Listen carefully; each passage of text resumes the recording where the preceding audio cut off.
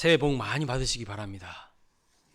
2021년보다 2022년도고 더 큰 은혜와 복을 받아 누리는 우리 모두가 되시기를 바랍니다. 설교 원고 1페이지가 안 보여가지고 순간 당황했네요. 혹시 목양실에 나 두고 왔나? 물론 머릿속에는 있긴 하겠지만 우리는 성구 영신 예배를 이제 드리고 새해를 믿음으로 잘 출발했습니다. 하나님께서 우리에게 어떤 삶을 살아가야 하는지 하나님께서 성구 영신 예배를 통하여서 우리에게 말씀해 주셨어요. 어떤 말씀을 드렸나요? 믿음의 경주를 끝까지 완주해야 된다는 것이죠. 그러려면 선한 싸움을 싸워야 되고 초심을 잃지 않아야 되고 겸손해야 된다고 말씀을 드렸습니다. 자, 오늘 그 말씀에 이어서 믿음의 경주라는 제목으로 하나님의 말씀을 전하겠습니다. 우리가 끝까지 한 분도 빠짐없이 믿음의 경주를 완주할 수 있기를 주님의 이름으로 축원합니다. 중간에 포기하거나 자포자기하거나 이탈하지 않고 끝까지 선한 싸움 싸우고 하나님께서 맡겨주신 그 사명 붙잡고 달려갈 길 다 마치고 마침내 그 꼬린 지점에서 의의 면류관을 다 받아 누릴 수 있는 우리 모두가 될 수 있기를 주님의 이름으로 축복합니다. 성경에 보면요, 믿음의 생활을 다름질이나 경주라고 표현할 때가 많이 있습니다. 오늘 우리가 살펴본 히브리서 12장 1절에서도 인내로서 우리 앞에 당한 경주를 하며 라고 말씀하고 있어요. 경주예요, 경주. 그냥 한가롭게 마실 나가는 게 아니에요. 경주라고 했어요. 마음의 허리를 동이고 목표를 향하여서 힘있게 달려가는 것. 그것이 경주예요. 히브리서의 저자는요, 믿음의 경주를 하는 우리에게 끝까지 완주하도록 격려하면서 권면하고 있는 것을 볼 수 있습니다. 왜냐하면 인간은요, 너무나도 변덕스럽고 연약하고 죄성이 있는 존재이기 때문입니다. 그리고 믿음의 경주를 하지 못하도록 우리를 방해하며 낙심케 하는 일들이 또 얼마나 많은지 몰라요.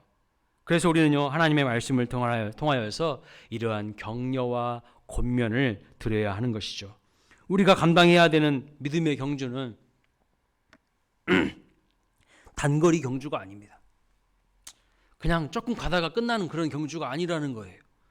오랜 시간 동안 하나님께서 허락하신 길을 꾸준히 달려가야 하는 장거리 경주예요. 그래서 이 믿음의 경주에서 중요한 것이 무엇일까요? 인내하는 거예요. 참고 인내하는 거, 버티는 거. 여러분, 참고 인내하는 사람이 실력 있는 사람이에요. 참고 인내할 줄 아는 사람이 하나님의 은혜를 붙잡고 살아가는 사람입니다. 왜 히브리서 저자는 히브리서 12장에서 인내하는 지금 믿음의 경주를 강조하고 있는 것일까요? 그때 당시 이 히브리서 말씀의 1차 수신자, 이 말씀을 받는 1차 독자가 누구예요? 그 성도들은 믿음의 삶을 잘 출발한 성도들이었습니다. 그러나 고난과 시련이 그들의 인생 가운데 찾아왔을 때에 흔들렸어요. 믿음을 포기하려고 했습니다. 어떤 사람들은요, 너무 견디기 어려워서 살고 있던 삶의 현장을 떠나서 산속으로 도피하려고 했습니다. 도피했어요. 그래서 이 서신의 수신자들 중 많은 사람들이 삶의 고통으로 인하여서 삶을 포기하고 삶의 현장을 떠났어요. 심지어 어떤 사람들은 상대적으로 고난이 심하지 않는 타 종교, 유대교로 개종한 사람들도 많이 있었다는 거예요.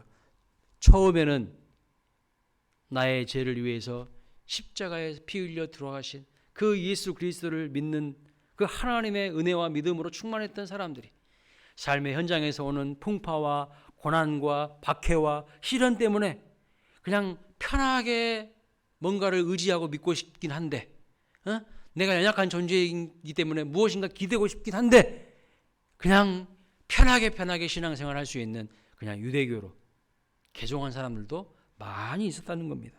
그래서 히브리서의 이 저자는 흔들리지 않고 믿음의 경주를 계속하라고 우리에게 권면하고 있는 것을 볼 수 있어요. 그 시대 사람들만의 이야기가 아닙니다. 지금 우리 시대를 살아가는 우리의 이야기이기도 합니다. 우리에게 얼마나 이러한 권면의 말씀이 필요한지 몰라요. 얼마나 오늘날도 신앙의 담력을 잃어버리게 하는, 낙심케 하는 상황들이 너무나도 많이 있지 않습니까?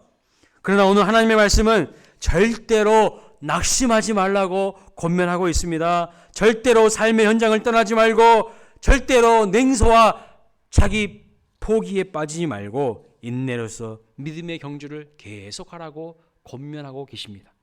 믿음의 경주를 계속하는 데 있어서 여러분 무엇이 필요할까요? 여러분들이 믿음의 경주를 지금까지 해오셨는데 무엇이 필요하시던가요? 오늘 날씨가 추워서 그런지 콧물이 계속 나오는데 딸랑 요거 한 장 딱 주셨네. 네, 여러분 믿음의 경주 해보셨죠? 지금도 하고 계시죠? 무엇이 필요하십니까? 오늘 말씀 보니까요, 두 가지를 말씀하고 있어요. 하나는 속도를 늦추지 않고 꾸준히 달려가는 것이 필요해요. 경주이기 때문에, 끝까지 가야 되기 때문에 속도를 놓치지 않고 꾸준히 달려가는 것. 두 번째는 속도를 놓치지 않고 꾸준히 달려가려면 뭐가 필요할까요? 그렇게 달려갈 수 있도록 만드는 원동력이 필요해요. 그래서 꾸준히 달려갈 수 있도록 은혜와 능력을 공급받는 것이 필요해요. 여러분 얼마 전에 우리나라 그 요소수 없어가지고 화물 차량들 다 올스톱 했잖아요. 이거 빨리 해결되지 않았으면요 국가 경제가 마비될 뻔했어. 화물들이 빨리빨리 유통을 시켜주고 빨리빨리 물건을 날려줘야지 모든 일들이 원만하게 이루어질 거 아닙니까? 근데 이게 올스톱 해본다고 생각하세요. 경제가 마비되는 거죠. 그래서 우리가 힘있게 나아갈 수 있도록 계속해서 뒤에서 힘을 공급해주는, 추진력을 주는 것들이 필요한 거죠. 어떻게 하면 믿음의 경주에서 속도를 놓치지 않고 꾸준히 달려갈 수 있을까요? 첫째는요, 모든 무거운 것을 벗어버리는 것입니다. 오늘 말씀 보니까 모든 무거운 것과 얽매이기 쉬운 죄를 벗어버리라 라고 말씀하고 있어요. 경주를 할 때 여러분 마라톤 선수들 보십시오. 우리 인생이 마라톤이잖아요. 마라톤 선수들 복장 한번 보신 적 있죠? 어떻게 입고 뛰시던가요? 가장 가볍게, 가장 슬림하게, 심플하게, 그래야 끝까지 완주할 수 있는 거예요.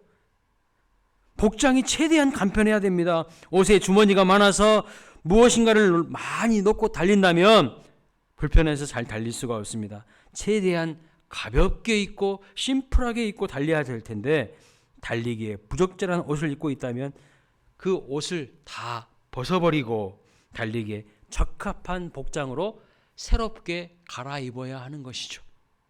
여러분의 믿음의 경주를 하는 데 있어서 여러분들을 힘들게 하고 어렵게 하는 그 무거운 것들은 무엇입니까? 그것을 벗으라는 거예요. 그것을 꾸역꾸역 입지 마시고 벗어야 된다는 거예요. 벗어. 경주하는데 불편한 우리를 무겁게 만드는 그 모든 것을 벗어야 가볍게 끝까지 완주할 수 있다는 것이죠. 그러면 우리를 무겁게 하는 것이 무엇일까요? 성경은 세 가지라고 말씀합니다. 육체의 정욕, 안목의 정욕, 이생의 자랑. 그래서 로마서 13장 13절부터 14절 이렇게 말씀합니다. 같이 읽어보겠습니다. 낮에와 같이 단정히 행하고 방탕하거나 술 취하지 말며 음란하거나 호색하지 말며 다투거나 시기하지 말고 오직 주 예수 그리스도로 옷 입고 정욕을 위하여 육신의 일을 도모하지 말라. 여러분 여기서 하나도 여러분에게 해당되는 거 있습니까? 있을 수 있어요. 우리는 완벽한 존재가 아니기 때문에. 얼마나 우리가 시기 질투를 잘합니까? 시기 질투 여러분 해당되죠? 벗으라는 거예요. 시기하는 마음, 질투하는 마음 벗으라는 거예요. 육신의 정욕, 안목의 정욕, 이생의 자랑을 버리지 않으려면 그것들이 계속 우리의 삶을 올가매서 우리를 바른 믿음의 방향을 향하여서 달려가지 못하도록 한다는 겁니다. 그래서 믿음의 경주를 하는데 불필요한 것들은 다 벗어버리고 무엇을 입어야 될까요? 믿음의 옷, 예수 그리스도의 옷을 입어야 된다는 거예요.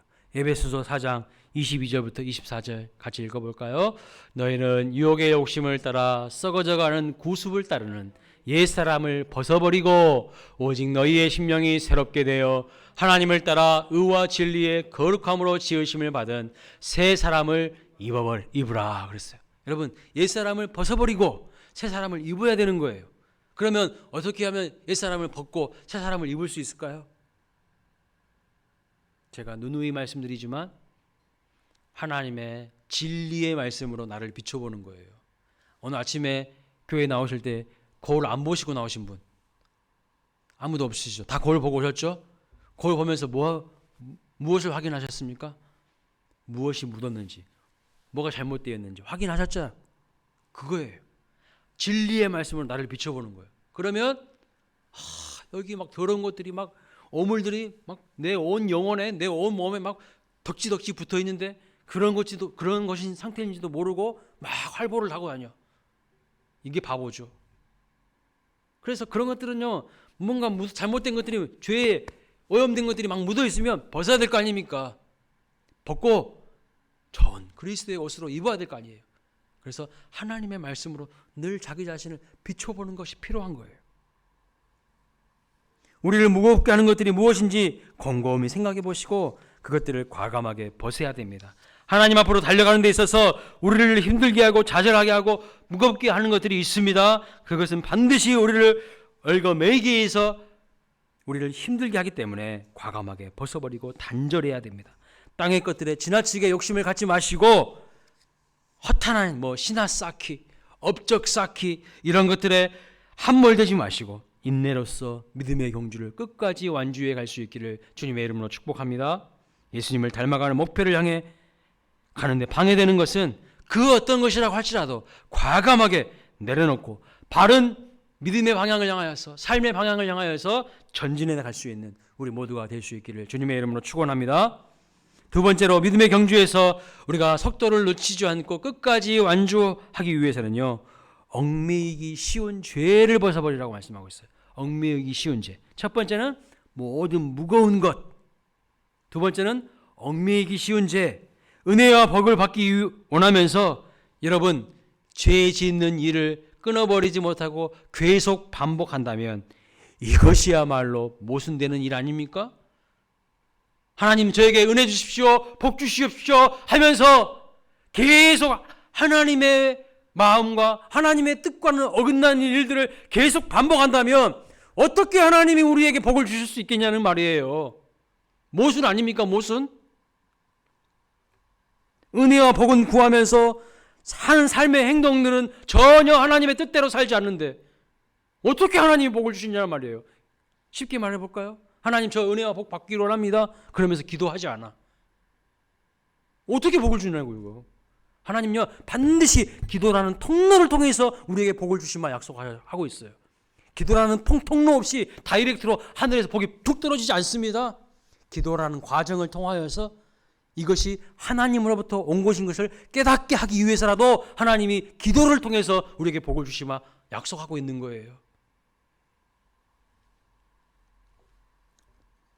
어떤 모양이나 형태로든지 하나님의 말씀에서 벗어나는 일에 대해서는 절대로 타협하거나 합리화하면서 받아들여서는 안 됩니다. 이것이 죄다 아니다를 우리의 생각을 가지고 판단하거나 결정하지 마시고 무엇을 가지고요? 정확무하신 진리의 말씀, 하나님의 말씀에 비추어 보아서 그것이 하나님의 말씀에 어긋나는 것이라면 절대 타협하거나 합리화해서는 안 되는 거예요.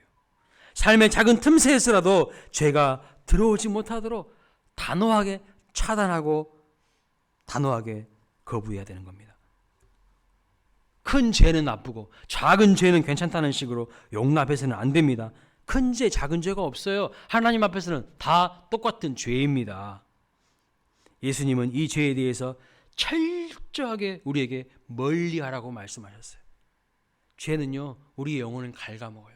죄는요, 하나님과 우리 사이에 그 복이 오는 통로를, 은혜가 오는 통로를 딱 막아버리는 겁니다. 죄가 가로막혀 있으면요, 하나님이 복 주고 싶어도 우리에게 오지 않아요. 그래서 반드시 이 죄의 문제를 해결해야 되는 거예요. 그래야 시온의 대로가 뚝 뚫려서 하나님의 은혜가 우리에게 오는 거예요. 하나님은 우리에게 얼마나 철저하게 죄를 멀리하라고 하셨는지 마태복음 18장 8절 9절 같이 읽어보겠습니다. 시작. 만일 내 손이나 내 발이 너를 범죄하게 하거든 찍어내버리라. 장애인이나 다리 좇는 자로 영생에 들어가는 것이 두 손과 두 발을 가지고 나으니라. 만일 내 눈이 너를 범죄하게 하거든 빼어내버리라. 한 눈으로 영생에 들어가는 것이 두 눈을 가지고 지옥불에 던져지는 것보다 나으니라. 얼마나 예수님께서 철저하게 죄를 멀리하라고 하시는지를 말씀해 주는 대목입니다. 이러한 각오와 결단이 없는 사람들은 상황과 형편에 따라서 이리 갔다 저리 갔다 예수님을 얼마나 많이 이용해 먹고 또 부인하는지 몰라요.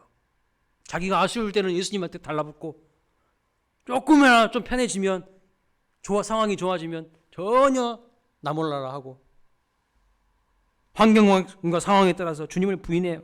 믿음의 경주를 하는 것이 아니라 이 땅의 것에 매어서 욕심과 탐욕에 이끌려 결국 망하는 인생이 될 수밖에 없다는 거예요.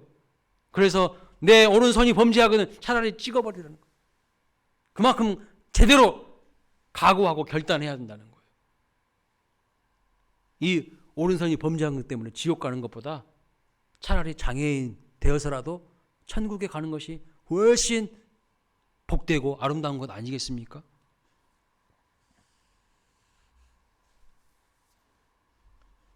여러분, 롯의 아내는 소돔과 고모라 성이 불로 심판당할 때 두고 온 재물에 대한 욕심 때문에 뒤를 보다가 소금 기둥이 되어서 심판을 받고 말았습니다. 내 눈이 지금 향하고 있는 곳에 내 마음이 있다는 것이죠. 내 눈은 지금 어디를 향하고 있습니까? 두고 온 저 소돔과 고모라 성에 두고 온 그 금은 폐물, 그 재물에 마음이 있는 건 아닙니까? 그거 천국 가지고 가지 못할 것들입니다. 근데 얼마나 우리가 그것에 전전긍긍하며 그 물질을 우상으로 여기면서 물질의 지배를 받고 있습니까? 물질에 좌지우지되고 있어요. 그래서 하나님이 나에게 주신 것 다른 사람들에게 나누는 것도 인색해. 하나님 앞에 헌금 드리는 것도 인색해. 어떻게 이런 사람들이 은혜와 복을 받을 수 있겠냐는 거예요. 몸은 교회에 있지만 마음이 세상에 있다면, 마음이 하나님이 아닌 다른 엉뚱한 것에 있다면 지금 얽매이기 쉬운 죄의 유혹 가운데 있다는 것을 아셔야 합니다. 마음이 정말 어디에 있습니까? 마음이 정말 누구에게로 향하여 있습니까? 우리가 믿음의 경주를 하기 위해서 무거운 것과 얽매이기 쉬운 모든 죄를 벗어버려야 합니다. 하지만 여러분, 그것만으로는 부족해요. 그것만으로는 우리가 끝까지 믿음의 경주를 완주할 수 없어요. 첫 번째는 무거운 것과 얽매이기 쉬운 죄를 벗어야 돼요. 우리의 모든 상황을요, 심플하고 단순하게 만들라는 거예요. 삶이 복잡하신 분들이 있어요. 삶이 막 일했다 저일했다 막 엄청나게 막 복잡하신 분들이 있어요. 다 가지치기 하십시오. 하나님 앞에 나아가는 데 있어서 걸림돌이 있는 것이 있다면 새해 벽두에 다 가지치기 하십시오. 잘라낼 것은 잘라내셔야 돼요. 그래야 그 나무에서 아름다운 하나님이 원하시는 열매가 맺는 거예요. 그런데 막 일했다가 저 일했다가 얼마나 삶이 복잡한지 몰라요. 여러분, 무거운 것과 얽매이기 쉬운 죄를 버리는 것만으로는 완주할 수 없어요. 그럼 어떻게 해야 될까요? 무엇이 필요할까요? 우리는 반복적으로 은혜와 능력을 공급받아야 돼요. 이것이 없으면요, 우리는 지쳐버려요. 은혜와 능력을 공급받는 것. 여러분, 은혜와 능력을 계속 공급하고 계십니까? 매일매일 하나님의 은혜와 능력을 공급하고 계십니까? 어떻게 하면 그러면 은혜와 능력을 공급받을 수 있을까요? 오늘 본문 말씀 보니까 첫 번째는 구름같이 허다한 증인들을 통해서 힘을 내야 한다고 말씀하고 있어요. 본문 12장 앞부분은 히브리서 11장이잖아요. 수많은 믿음의 인물들에 대해서 소개하고 기록하고 있습니다. 그들이 바로 구름같이 허다한 증인들, 수많은 증인들이 있다는 것을 말씀해 주고 있어요. 이 땅을 살아가면서 우리를 힘들게 하는 것이 여러분 무엇일까요? 나 혼자라는 생각이에요. 나 혼자, 왜 나만, 이런 생각들이 있습니다. 왜 나만 이 길을 가는 거지? 믿음의 길을 가는 사람들이 내 주변에 보이지 않는 거예요. 나만 혼자 예수님 믿는 것 같이 보이는 거예요. 내 직장에서 나만 혼자 예수님 믿는 것 같이 보이는 거야. 그러니까 예수님 믿는다 말도 못하겠어. 그 외로움과 그 고독함. 나만 믿음의 길을 걷는 것처럼 느껴질 때가 많습니다. 그러나 오늘 본문은 내가 가는 그 믿음의 길을 이미 걸어갔던 수많은 허다한 믿음의 증인들이 있다고, 구름같이 많은 믿음의 증인들이 저 하늘나라에서 우리를 지금도 응원하고 있다고 말씀하고 있는 거예요. 너 혼자 이 길을 가는 것이 아니야. 우리가 같이 이 길을 걸었고, 우리가 같이 넘어졌고, 우리가 같이 상했지만 인내하고 몇 걸음 더 나아갔을 때 어떤 일이 일어나는지를 한번 봐. 이렇게 우리에게 지금 응원하고 있는 것입니다. 히브리서 11장의 믿음의 사람들을 다 소개하고 난 후에 우리가 그들을 본받아야 한다고 말씀하시면서 동시에 우리를 향한 증인들로서 우리와 함께 있는 그들을 기억하라고 말씀하고 있는 거예요. 히브리서 11장에 기록된 믿음의 증인들은요, 우리보다 비교할 수 없을 정도로 더 혹독한 시련과 박해와 고통을 당했습니다. 11장 37절 말씀을 보시면 그들은 믿음을 지키고 예수 그리스도를 믿는다는 이유 때문에 고문을 받았는데 톱으로 사람을 켜서 죽였어요. 예? 톱으로 생 사람을 켜서 죽였다고요. 칼로 죽임을 당했습니다. 믿음을 가졌다는 이유로 어떻게 사람을 톱으로 켜서 죽일 수가 있습니까? 불에 태워서 죽였습니다. 산채로. 껍질을, 사람 껍질을, 살아있는 사람 껍질을 벗겨가지고 죽였어요. 예수 믿는다는 이유 때문에. 우리의 믿음의 선배들은요, 선진들은 이러한 핍박과 박해와 고난 속에서도 예수 그리스도를 부인하지 않았어요. 끝까지 믿음의 경주를 완주했어요. 죽으면 죽으리다 하는 각오로 갔어요. 그러나 중간에 포기하지 않고 끝까지 믿음으로 살아서 마침내 믿음의 증인들이 된 것입니다. 나 혼자 하지만 이 길을 가고 있다는 생각을 버리고 믿음의 증인들이 어떻게 핍박과 그 박해와 고난을 이기고 믿음으로 승리했는지를 성경 속으로 들어가서 면밀히 살펴보시기를 바랍니다. 하나님의 말씀이 능력이라고 말씀하면서도, 우리 입에서는 그렇게 말하면서도, 주의 말씀이 내 영혼의 양식이라고 말하면서도 1년 12달 성경책 몇 장이나 보십니까? 가정에서. 안 보잖아요. 실질적으로는 이게 내 삶하고는 아무런 상관없다는 거야. 능력이 아니라는 거죠. 믿음의 증인들이 우리의 동역자들이고 지금 이 자리에 함께 예배를 드리는 우리 서로가 믿음의 동역자입니다. 함께 험한 이 고난의 시대를 믿음으로 싸워가는 동역자들입니다. 그래서 나 혼자만 걷는 길이 아니라는 것을 믿으시기 바랍니다. 믿음의 선진들이 이미 걸어갔던 길이고 여기 모인 우리가 지금 함께 걷는 길이라는 사실을 기억하시면 좋겠습니다. 혼자 믿음의 정상을 향하여서 열심히 등반해서 혼자 그 믿음의 정상에서 내가 이렇게 훌륭한 사람이라고, 내가 이렇게 대단한 사람이라고 막 혼자서 깃발 들고 있는 모습은요, 추하고 추한 모습이에요. 내가 모든 사람들 다 이기고 제끼고 내가 경쟁해서 살아남아서 내가 믿음의 정상에서 이렇게 훌륭한 사람들이라고 깃발 들고 있는 모습이 여러분 대단한 모습으로 보이십니까? 저는 추한 모습으로 보이더라고요. 같이 가야 되는 거예요. 같이. 혼자 가는 게 아니라 같이 가야 돼요. 같이. 여기 남자 성도님들 몇 분 안 계시는데 군대에 있을 때 행군할 때요, 낙오하는 병사들도요 끝까지 같이 데리고 갑니다. 군장도 다른 병사가, 힘 있는 병사가 들어주고 뒤에서 엉덩이 밀어주고 끝까지 완주할 수 있도록 도와주는 거예요. 나 혼자만 가가지고 깃발 흔들려고 그게 뭐가 재밌습니까? 뭐가 좋습니까? 하나도 주님이 반하시는 모습이 아닌 거예요. 함께 믿음의 길을 달려가는 동역자들을 경쟁자라는 의식을 버리셔야 돼요. 시기 질투를 버리십시오. 경쟁 의식을 버리십시오. 마음을 합하여서 믿음의 경주를 함께 가는 동역자라는 것을 기억하시길 바랍니다. 여러분 토끼와 거북이 경주 아시죠? 토끼는요 선살같이 달려가서 거북이보다 한참을 앞선 것을 보고 토끼는 나무 아래 앉아서 쉬면서 한참을 잤어요. 그런데 거북이는요 꾸준히 걸어가서 경주에서 이겼습니다.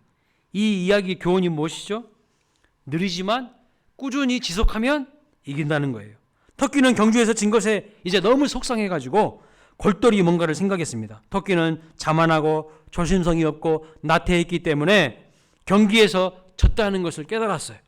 그래서 토끼는요 다시 한번 거북이에게 경주를 신청했습니다. 이번엔 토끼가 처음부터 끝까지 한 번도 쉬지 않고 중간에 자지 않고 멈추지 않고 달려나갔습니다.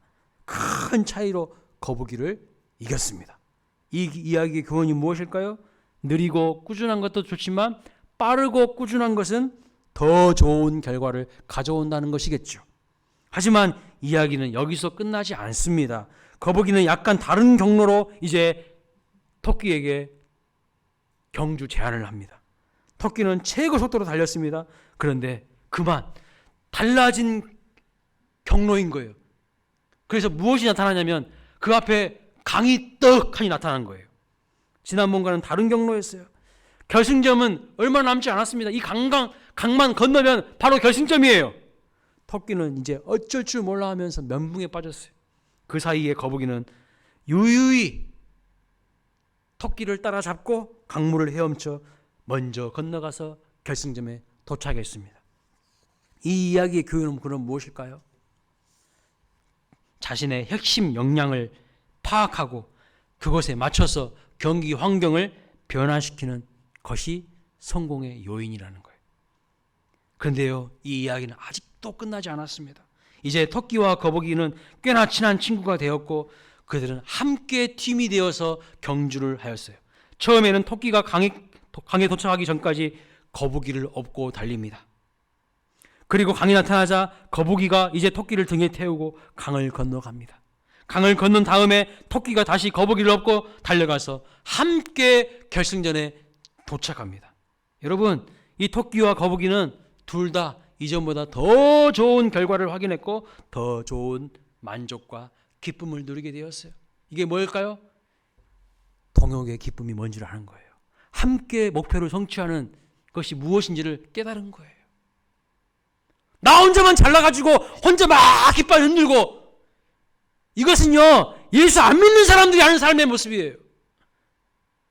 나 혼자만 의리의리한 집에서 떵떵거리면서 좋은 차 굴려가면서 사는 것, 그것이 무엇이 대단한 일입니까? 추하고 추한 일이지.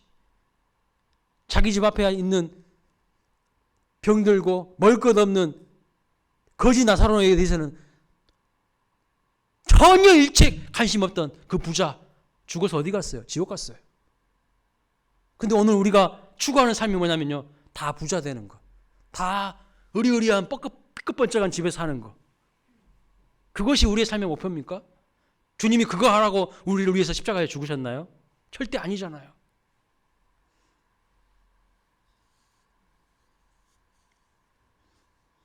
여러분, 성경 속으로 들어가서 믿음의 선진들과 믿음의 도역자들을 보시기 바랍니다.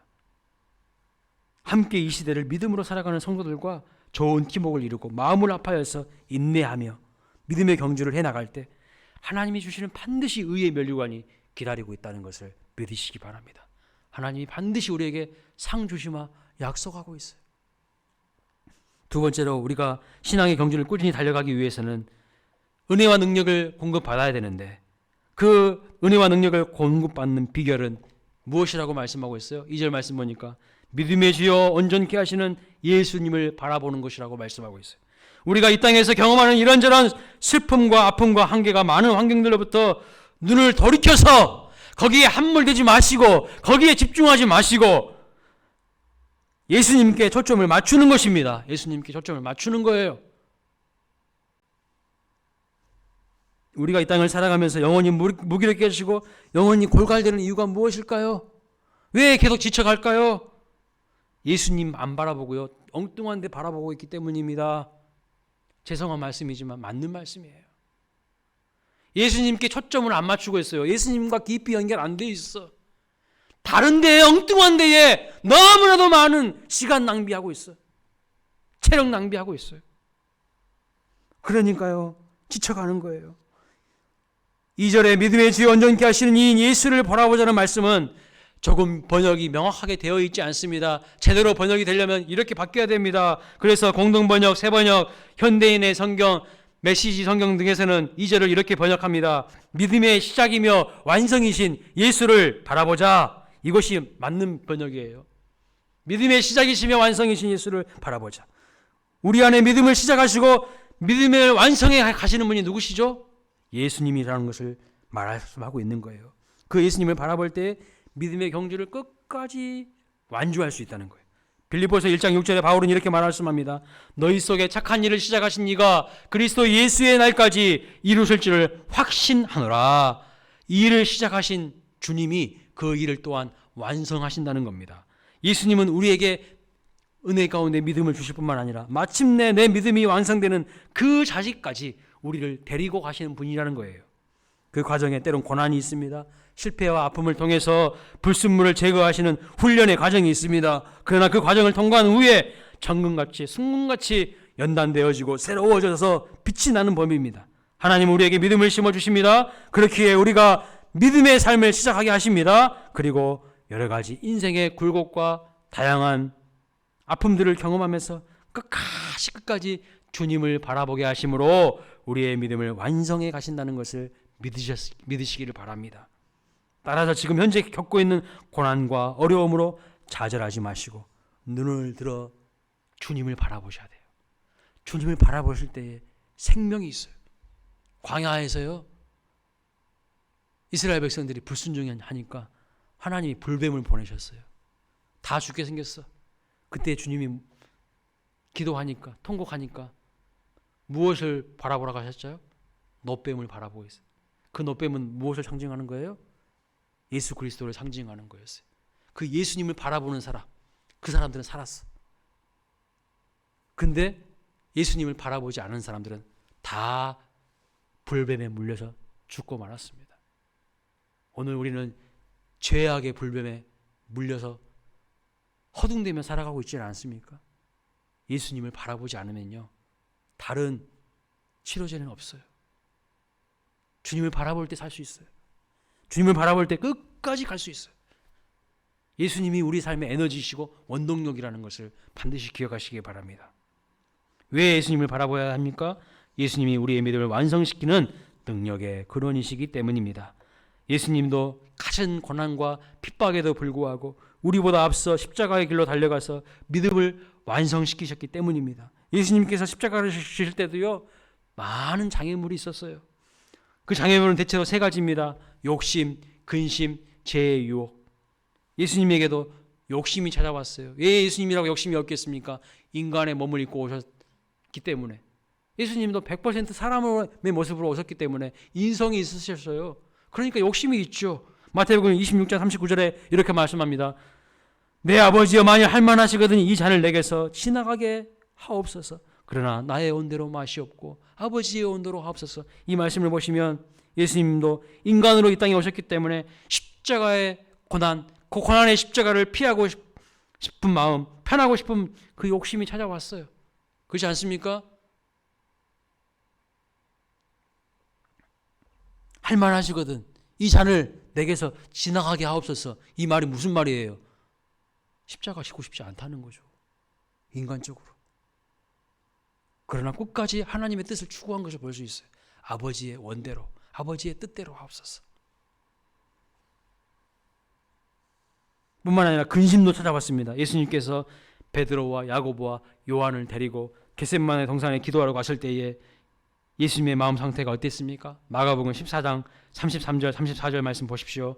베드로와 야고보와 요한을 데리고 가실새 심히 놀라시며 슬퍼하사 말씀하시되, 슬퍼하시면서 말씀하셨어요. 내 마음이 심히 고민하여 죽게 되었으니 너희는 여기 머물며 깨어있으라. 내 마음이 지금 심히 고민하여 죽게 되었다는 거예요. 심히 고민하여 죽게 되었다는 그 근심이라는 장애물이 마음에 들러와서 예수님을 짓눌렀어요. 뿐만 아니라 예수님에게도 얽매이기 쉬운 죄, 죄의 유혹이 찾아왔습니다. 그것이 무엇입니까? 대제사장과 장로들이 예수님께 무엇이라고 이야기했습니까? 마태복음 27장 42절에 같이 읽어볼까요? 시작. 그가 남은 구원하였으되 자기는 구원할 수 없도다. 그가 이스라엘의 왕이로다. 심지어 십자가에서 내려올지어다. 그리하면 우리가 믿겠노라. 무슨 말이에요? 네가 왕이면, 네가 메시아면 십자가에서 내려와 보라고 한 거예요. 유혹한 거예요. 네가 무슨 메시아냐? 똑같은 우리와 같은 인간이지. 이러한 죄의 유혹이 예수님에게도 장애물이었습니다. 십자가 지시기 전에도 이러한 장애물이 있었지만 십자가 지시는 그 순간에도 이러한 장애물이 끊임없이 예수님의 마음을 괴롭혔어요. 지금 당장이라도 십자가에서 내려와라. 그러나 주님은 어떻게 하셨습니까? 2절 중반에 보시면 그는 그 앞에 있는 기쁨을 위하여 십자가를 참으사 부끄러움을 개의치 아니하셨다고 말씀하고 있습니다. 인내하신 거예요. 참으셨어요. 끝까지 믿음의 경주를 완성해 가시는 것을 볼 수 있어요. 예수님도 사명을 가지고 이 땅에 오신 거잖아요. 십자가에서 모든 영혼들을 위한 대속물로 죽기 위하여서 이 땅에 오신 거 아닙니까? 그 사명 완성하는 데 있어서 죄의 유혹이 있었고요. 근심이 있었고요. 심한 헤아릴 수 없는 장애물들이 많이 있었어요. 그럼에도 불구하고 끝까지 완주해 가신 것을 볼 수 있습니다. 그 장애물을 극복하고 마침내 십자가 구원을 이루어 내셨어요. 그리고 마침내 하나님 보좌 우편에 앉으셨습니다. 여러분, 그렇기 때문에 사랑의 주님 예수님을 바라보지 않으면 어느 누구도 믿음의 경주에서 승리할 수 없고 구원을 완성할 수 없다는 것을 알아야 합니다. 우리는 이미 예수 그리스도를 믿음으로 구원을 받았지만 아직 구원이 완성된 것 절대 아닙니다. 착각하지 마십시오. 이미 구원 받았습니다. 아직 완성된 거 아니에요. 우리는 이 이미와 아직 사이에 선한 싸움을 싸우며 끝까지 달려가야 될 사명이 있는 존재들입니다. 구원은 완성된 거 아닙니다. 구원의 완성을 향해 나아가는 중이라는 것을 잊지 마시기 바랍니다. 그 믿음의 경주에서 승리하기 위해서는 반드시 예수님을 끝까지 바라보는 삶을 살아가야 하는 거예요. 그렇지 아니하면 딴 길로 갑니다. 잘못된 길로 갑니다. 한참 인생 방황하다가 다시 돌아옵니다. 그 시간만큼 세월을 허비한 거예요. 버린 거예요. 베드로가 예수님 바라보았을 때에 무리를 저벅저벅 걸어갔지만 바람을 보았을 때는 무서워서 바다에 빠져 허겁지겁 죽을 지경이 되었습니다. 그때 예수님께서 오셔서 하신 말씀이 마태복음 14장 31절 무엇입니까? 믿음이 작은 자여 왜 의심하였느냐? 예수님 바라보았을 때는 베드로는요 무리를 걷는 기적과 능력과 은혜를 경험했습니다.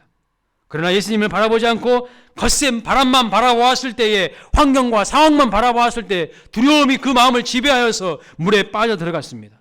오늘 똑같습니다. 영적인 논리는 똑같아요.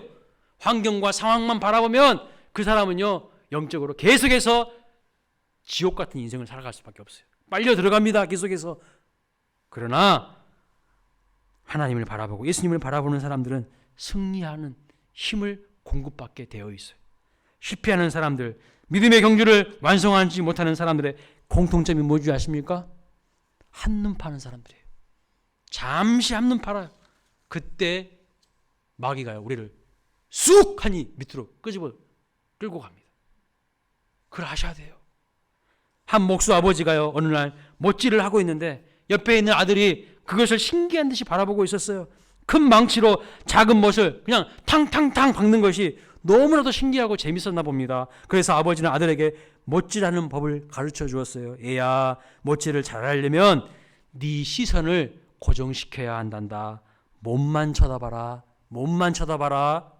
그러면 처음에는 못이 작아 보이지만 나중에는 그 못이 점점 크게 보여. 그래서 못에 머리만 때리면 되는 거야. 그런데 만약 네 시선을 고정하지 않고 한눈을 팔면 네 손가락이 남아나지 않을 거야. 이렇게 가르쳐 주었다고 합니다. 새해 2022년 우리의 시선을 하나님을 향하여 고정할 수 있기를 바랍니다. 하나님을 향하여 바라볼 수 있기 바랍니다. 예수님을 바라볼 때 시험과 고난을 이기고 은혜와 능력을 공급받아서 믿음의 경주에서 마침내 승리함으로 하나님께 영광을 올려드리는 우리 모두의 복된 인생이 될 수 있기를 주님의 이름으로 축복합니다. 아멘. 다 함께 일어나셔서